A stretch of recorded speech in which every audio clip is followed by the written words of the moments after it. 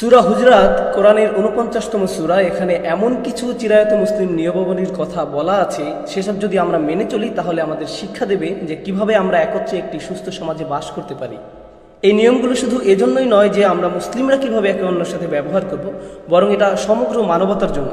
কিভাবে আমরা আমাদের চারপাশে মানুষের সাথে ব্যবহার করব, এগুলোর প্রত্যেকটি নিজে এক একটি খুতবার বিষয়বস্তু হতে পারে। এই কারণে আমি আপনাদেরকে পুরো লিস্টটি দেওয়ার এবং তাদের প্রত্যেকটি ব্যাখ্যার পরিবর্তে যা উৎসাহিত করব তা হলো পুরো সূরাটি আপনাদের নিজেদেরকে পড়া এবং নিজ থেকে করার জন্য। আবার বলছি, সূরা নম্বর ৪৯, শুরু থেকে শেষ পর্যন্ত পড়ুন, গভীর মনোনিবেশ করুন এবং চিন্তা করুন এটা একজন মুসলিম হিসাবে আপনার জন্য কিভাবে প্রযোজ্য হতে পারে।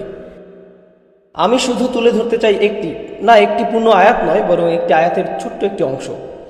এবং যে অংশটি এই খুতবাতে উপস্থাপন করা হচ্ছে তা হলো, ইয়া আইয়ুহাল্লাযীনা আমানু ইজতানিবু কাসীরাম মিনাজ-যান্নি ইন্না বা'দাজ-যান্নি ইসমুন। আমি আজকে শুধু এটুকু নিয়েই কথা বলবো। মোটামুটি অনুবাদ করলে আয়াতটির অর্থ দাঁড়ায়, তোমাদের মধ্যে যারা বিশ্বাস স্থাপন করার দাবি করেছো, পরিহার করো, এড়িয়ে চলো অথবা যতটা সম্ভব দূরত্ব বজায় রাখার চেষ্টা করো অনুমান করা থেকে। ইন্না বা'দাজ-যান্নি ইসমুন। কোনো সন্দেহ নেই যে সন্দেহ থেকেই পাপের উৎপত্তি হয়। এটা হলো আয়াতটির প্রাথমিক অনুবাদ। আমরা এখন পর্যবেক্ষণ করার চেষ্টা করব যে আয়াতটিতে গভীরভাবে কি বোঝানো হয়েছে ইনশাআল্লাহ। সবার আগে আমি আপনাদের এটা বলতে চাই যে ঠিক এর আগের আয়াতটিতে বলা হয়েছে অন্যদের নিয়ে ঠাট্টা না করার ব্যাপারে। লা ইয়াসখার কওমুম মিন কওম। এটা আপনার বা আমার জন্য ঠিক নয় যে আমরা একদল আরেক দলকে নিয়ে ঠাট্টা করব। আপনারা খেয়াল করলে দেখবেন যে জনপ্রিয় কমেডি শোতে, যেমন ধরুন স্ট্যান্ড আপ কমেডি অথবা কমেডি কার্টুন বা যেসব কমেডি অনুষ্ঠান করা হয়, সেখানে কোনো একটা বিশেষ জাতিকে নিয়ে ঠাট্টা করা হয়।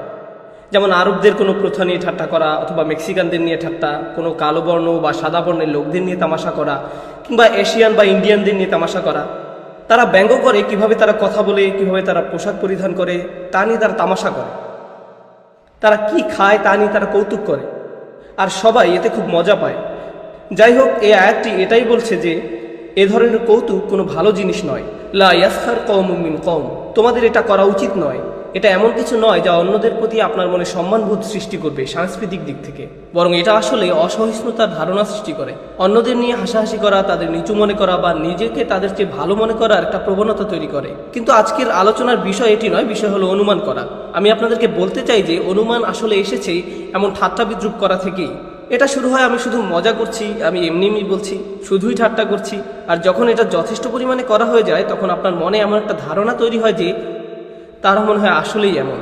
এটা মজা করা দিয়ে শুরু হয়, কিন্তু শেষ পর্যন্ত তা দোষ ধরাতে পরিণত হয়।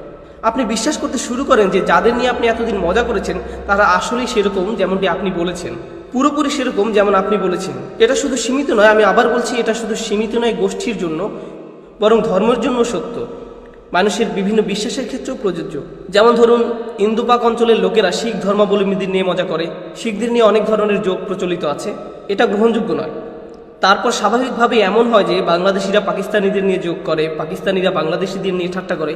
এগুলো হয়তো খুব হাসির, তারা এটাতে খুব মজাও পায়, কিন্তু জানেন কি, এটা মজা দিয়ে শুরু হয়, তারপর তা ভ্রান্ত ধারণা হিসাবে সমাজে প্রতিষ্ঠিত হয়ে যায়। এটা সমাজের কাছে গ্রহণযোগ্য হয়ে যায়। আর এমন অবস্থা হয় যে তারা যতবার এমন যোগ করে, তাদের ধারণা ততই মজবুত হতে থাকে। আর যখনই তারা অন্য জাতির কাউকে দেখে, তখন তাদের মনে ওই ব্যক্তি সম্পর্কে যে ধারণা তৈরি হয়, সেটিও খুব ভালো ধারণা নয়। কারণ আপনারা কোরআনে কখনোই এমনটি পাবেন না। আর এ কারণেই এই আয়াতটি বিশেষ গুরুত্বপূর্ণ।